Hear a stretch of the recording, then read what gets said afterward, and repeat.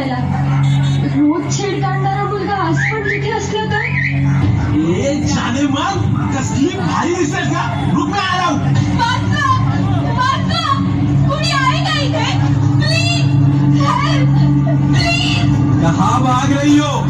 इथे कोणी पण तुझ्या मदतीला येणार नाही. आयटम सगळ्याच्या सगळे बहिरे झालेत का? वाचवा हो कुणीतरी. फक्त खिडक्यात बघून तमाशा काय बघताय? हे खिडकीतून वाकून बघणारे जर तुला वाचवायला आले असते ना तर ह्या देशात कधी बलात्कारच झाले नसते.